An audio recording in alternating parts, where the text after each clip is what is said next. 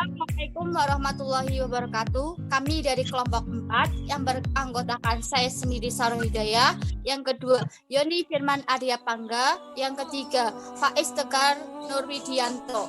Di sini kami akan menjelaskan materi tentang ibadah haji. Ibadah haji terdapat 5 poin. Yang pertama, hakikat haji, yang kedua haji, yang ketiga mencapai haji yang mabrur, yang keempat hikmah haji dalam berbagai aspek. Yang kelima, makna spiritual haji bagi kehidupan sosial. Yang pertama, hakikat haji. Haji atau al-hajju secara bahasa artinya al-qasdu, menyengaja menuju maksud. Secara istilah, haji adalah pergi menuju Mekah dengan maksud mengerjakan ibadah tawaf, sa'i, wukuf di Arafah, bermalam ibadah lainnya pada waktu-waktu yang telah ditentukan untuk memenuhi perintah Allah dan mengharapkan ridhonya. Sedangkan untuk mengajarkan tawaf, sa'i, kemudian tahlul untuk memenuhi perintah Allah dan mengharapkan ridhonya. Umrah atau haji dilaksanakan pada sunnah dapat saja sepanjang tahun. Kesanggupan melaksanakan haji dinilai dari berbagai macam aspek. Terdapat 6 aspek, yaitu pertama, 1. Finansial, yang kedua kesehatan, yang ketiga keamanan, keempat transportasi, kelima kuota, keenam tiada halangan yang syar'i lainnya.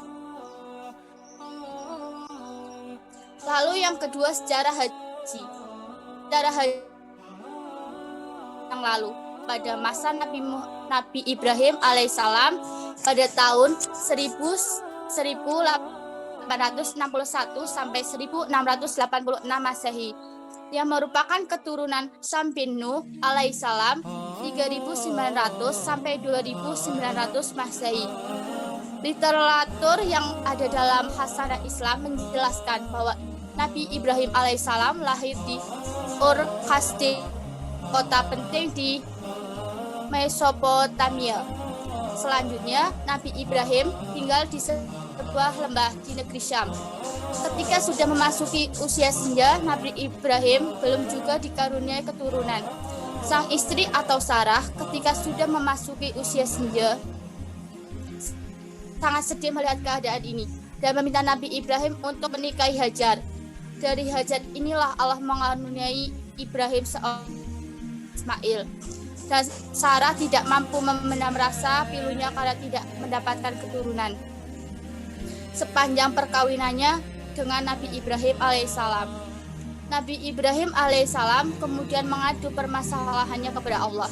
Lalu Allah perintahkan Nabi Ibrahim membawa Ismail bersama Hajar untuk menjauh dari Sarah. Nabi Ibrahim pun bertanya, "Ya Allah, kemana aku harus membawa keluarga?" Berfirman kepada Ibrahim bahwa bawalah ke tanah haramku dan pengawasanku yang merupakan daratan pertama aku ciptakan di permukaan bumi, yaitu Mekah.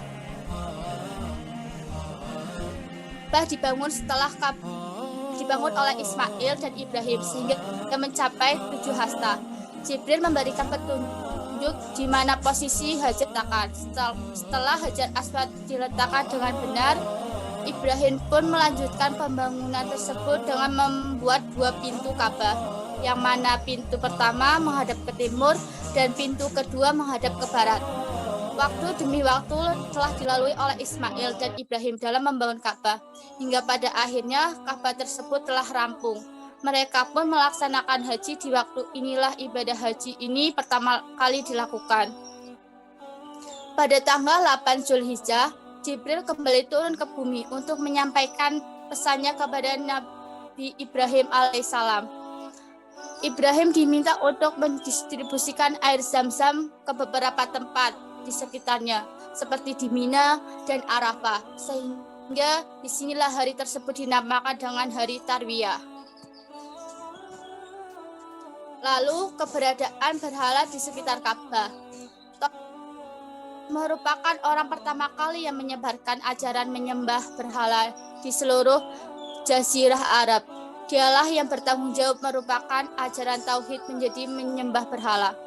Sejak itulah orang-orang Arab meletakkan patung dan berhala yang mereka anggap sebagai Tuhan di sekitar Ka'bah.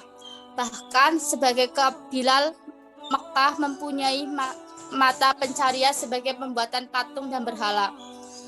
Mereka dan kelompok lain untuk menunaikan haji ke Baitullah tanpa membedakan agama dan kepercayaan. Para pemeluk agama Tauhid, termasuk agama Masehi, masih terus menjalani ritual haji ke Ka'bah. Saat itu, kondisi Ka'bah sangat memprihatinkan. Dinding dipenuhi puisi dan lukisan. Bahkan, lebih dari 300 berhala terdapat di sekitar Ka'bah. Dengan adanya fenomena tersebut, akhirnya Allah berfirman untuk mengingatkan. Firman Allah ini telah diabadikan ke dalam Quran, yaitu surah Al-Hajj ayat 37 yang artinya, daging-daging unta dan darahnya itu sekali-kali tidak dapat mencapai keridhaan Allah, tetapi ketakwaan dan kamulah yang dapat mencapainya. Selanjutnya akan disampaikan oleh Saudara Yoni Firman. Saudara Yoni, saya persilahkan. Baik, selanjutnya haji dan umroh zaman Rasulullah SAW. Setelah periode panjang ini, terjawablah doa Nabi Ibrahim yang tercantum dalam Al-Quran, yang artinya, ya Tuhan kami, utuslah untuk mereka seorang Rasul dari kalangan mereka, yang membacakan kepada mereka ayat-ayat-Mu dan mengajarkan kepada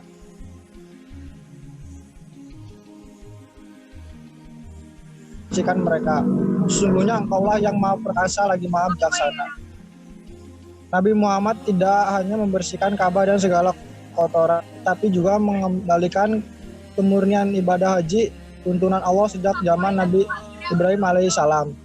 Allah Subhanahu wa taala mengutus Nabi Muhammad SAW sebagai jawaban atas doa Nabi Ibrahim alaihissalam tersebut. Selama 23 tahun Nabi Muhammad SAW menyebarkan pesan tauhid, pesan yang sama seperti yang dibawa Nabi Ibrahim alaihissalam dan semua nabi pendahulunya, untuk menegakkan hukum Allah di muka bumi. Selanjutnya haji wada Rasulullah SAW. Pada tahun 10 Hijriah atau 632 Masehi, semenanjung Arabia telah dipersatukan di bawah kekuasaan Nabi Muhammad SAW yang berpusat di Madinah, dan seluruh penduduknya telah memeluk agama Islam. Maka pada bulan Syawal Rasulullah mengumumkan bahwa beliau sendiri yang akan memimpin ibadah haji tahun ini. Berita ini disambut hangat oleh seluruh umat dari segala penjuru, sebab mereka berkesempatan mendampingi Rasulullah SAW menyaksikan setiap langkah beliau dan melakukan manasik atau tata cara haji. Setelah melewati periode yang cukup panjang, doa Ibrahim alaihissalam pun akhirnya terwujud di akhir zaman Rasulullah SAW. Doanya telah diabadikan ke dalam kitab Al-Quran, yaitu surat Al-Baqarah ayat 129 yang artinya, ya Tuhan kami, utuslah untuk mereka seorang Rasulullah dari kalangan mereka yang akan membacakan kepada mereka ayat-ayat-Mu dan mengajarkan kepada mereka Alkitab dan Al-Hikmah, serta mensucikan mereka. Sesungguhnya Engkau Allah yang Maha Perkasa lagi Maha Bijaksana. Selanjutnya perjanjian Hudaybiyah. Perjanjian Hudaybiyah merupakan salah satu sejarah penting dalam sejarah Islam, karena secara tersebut bahwa kaum Quraisy telah mengakui kedaulatan muslimin di Madinah untuk yang pertama kali. Berikut ini adalah isi perjanjian Hudaybiyah yang diabadikan ke dalam Al-Quran. Artinya, sesungguhnya Allah akan memenuhi mimpi Rasulnya dengan sebenar-benarnya bahwa kamu akan memasuki Masjidil Haram, insya Allah kamu dengan aman. Kamu akan mencukur kepalamu atau menggunting rambut, menyelesaikan umroh dengan tidak merasa takut. Dia mengetahui apa yang tidak kau ketahui, dan dia menjadikan selain itu sebagai kemenangan yang dekat. Yang ketiga, haji marbur.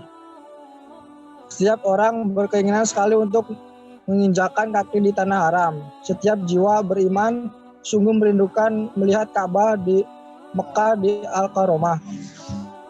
Setiap insan yang beriman pun ingin menyempurnakan rukun Islam yang kelima, apalagi jika sudah memiliki kemampuan harta dan fisik. Ketika keinginan ini mencapai dan telah menempuh ibadah haji, seharusnya seorang yang melakukannya menjadi lebih baik selepas itu.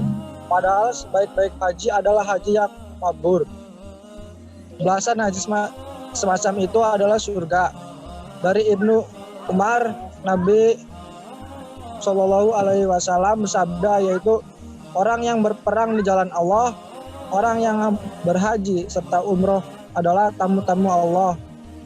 Allah memanggil mereka, mereka pun memenuhi panggilan. Oleh karena itu, mereka meminta kepada Allah, pasti Allah akan beri. Kemudian kesimpulan haji, kriteria haji mabrur yaitu yang pertama, ikhlas karena Allah Ta'ala. Tata cara manasiknya sesuai tuntunan Rasulullah SAW terpenuhi dengan baik syaratnya, rukun, kewajiban haji yang disempurnakan dengan sunnah-sunnah dalam haji. Yang kedua, seorang haji yang mabrur berarti telah berhasil mencapai tujuan dari perintahkannya ibadah haji, yaitu kembali suci. Jadi haji yang mabrur ini merupakan seorang yang beriman, patuh pada Allah SAW, dan berakhlak jauh lebih baik dari dibandingkan sebelum haji. Yang dimaksud haji mabrur, Ibnu Oliwih berkata, haji mabrur adalah haji yang makbul atau haji yang diterima. Ulama yang lainnya mengatakan haji mabrur adalah haji yang tidak tercampur dengan dosa. Pendapat ini dipimpin oleh An-Nawa. Kriteria haji mabrur, kriteria penting pada haji mabrur adalah haji tersebut dilakukan dengan ikhlas dan bukan atas dasar riya. Hanya ingin mencari pujian seperti ingin disebut Pak Haji. Ketika melakukan haji pun menempuh jalan yang benar, bukan dengan berbuat curang ataupun menggunakan harta yang haram. Dan kita melakukan manasik haji pun harus memenuhi menjauhi maksiat. Ini juga termasuk dari kriteria mabrur. Yang keempat, hikmah haji ditinjau dari berbagai aspek, akan dibacakan oleh Mas Faiz. Baik, untuk yang keempat, hikmah haji ditinjau dari berbagai aspek. Yang pertama, aspek psikologis. Psikologis merupakan faktor yang berasal dari dalam individu seseorang, dan unsur-unsur psikologis meliputi motivasi, persepsi, pembelajaran, kepribadian, memori, emosi, kepercayaan, dan sikap atau segala hal yang berkenaan dengan kejiwaan. Hikmah ibadah haji yang lain adalah untuk memperoleh ketenangan batin. Kita mengenal beberapa orang yang selalu stres, emosional, atau tidak stabil jiwanya. Ketika menunaikan ibadah haji menjadi tenang. Untuk yang kedua, aspek historis sosiologis. Bagi kaum muslim, khususnya di Indonesia, ibadah haji memiliki makna sangat penting. Ibadah haji dilihat tidak hanya sebagai salah satu rukun Islam yang wajib dilaksanakan. Kaum muslim khususnya mereka yang mampu, tapi juga memiliki arti sosiologis dan historis yang sangat berarti. Perkembangan Islam di Indonesia tidak bisa dipahami selepas dari ibadah haji. Makna sosio-historis ibadah haji berkaitan sangat erat dengan persepsi kaum muslim Indonesia tentang Mekah dan Madinah.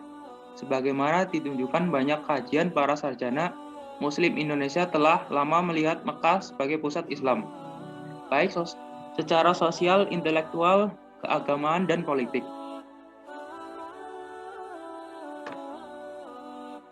Yang selanjutnya, aspek historis.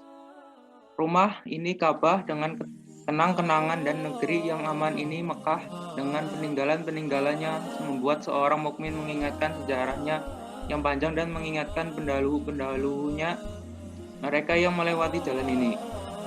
Mengingatkan perjalanan dakwah yang abadi dan mengingatkan panji tauhid sejak dari Nabi Nuh alaihissalam sampai Nabi Muhammad SAW, kemudian para dai yang jujur yang membawa panji ini. Dengan demikian, orang yang bertauhid dengan gelombang iman yang panjang yang akannya tertancap dalam sejarah. Perjalanan tauhid dan dakwah kepada Baitullah adalah selama perjalanan kemanusiaan. Seorang dengan mendatangi Baitullah seolah-olah memastikan perjalanan yang panjang dalam kuat dan diberkahi. Katakanlah, inilah jalanku, agamaku. Aku dan orang-orang yang mengikuti aku, sejak mengajak kepada Allah dan hujah yang nyata. Maha suci Allah dan aku tidak termasuk orang-orang yang musyrik. Quran Surat Yusuf ayat 108. Selanjutnya, aspek ekonomi.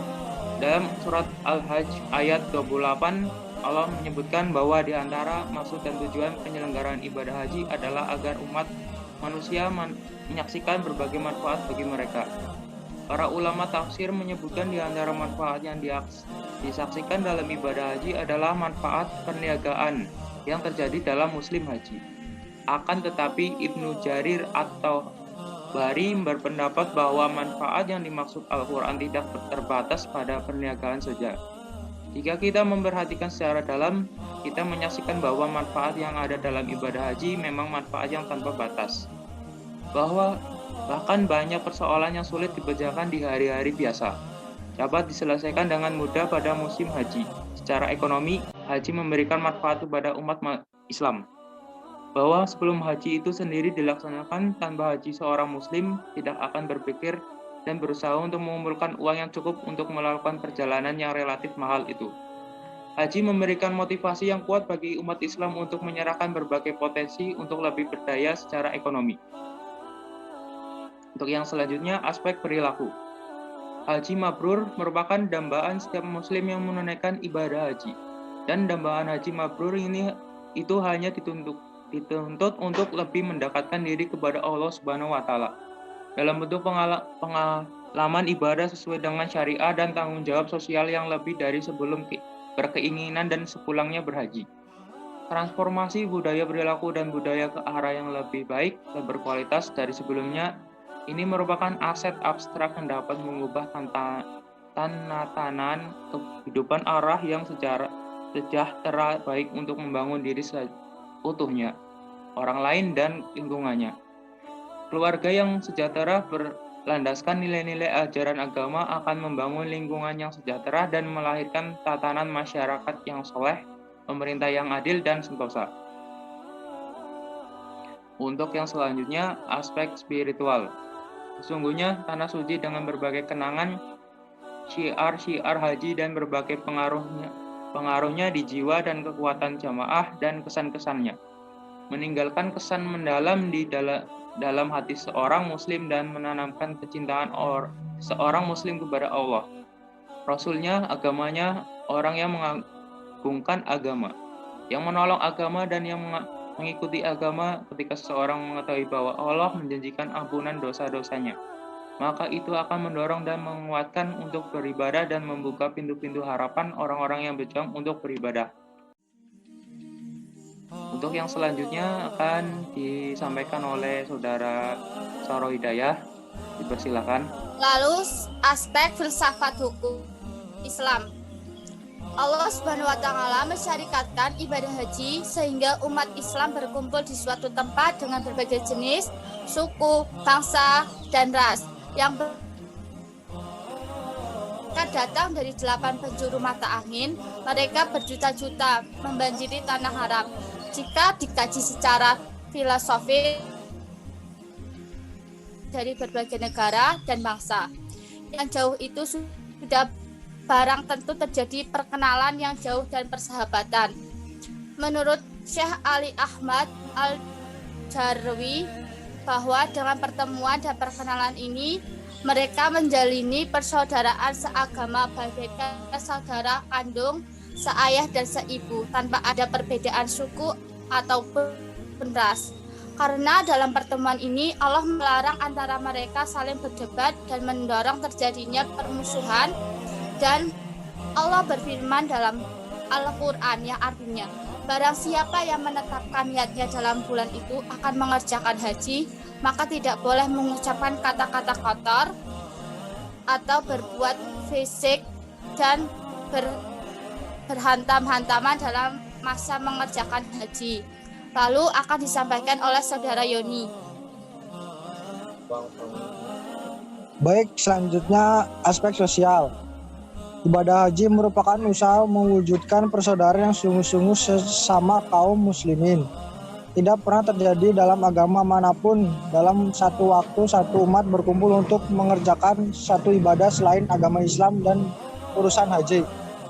Hampir 4 juta manusia berkumpul di satu tempat untuk melaksanakan ibadah. Selanjutnya, aspek ibadah.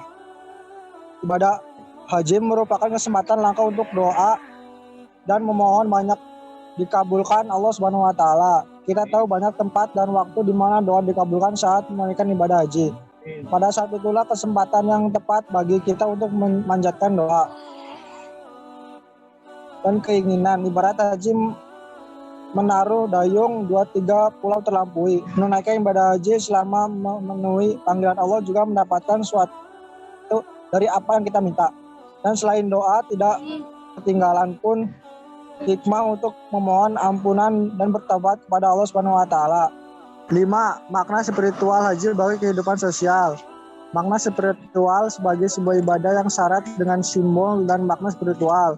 Sejatinya harus dipahami dengan benar oleh jamaah haji. Sebab dengan mengerti, memahami dan menghayati makna tersirat dari yang tersiratlah ibadah haji akan bermakna. Berhaji dengan ritual fisik tanpa memahami makna sama dengan ritual ulangan yang jauh dari nilai religiusitas. Dan itu adalah ibadah haji yang kering dengan makna.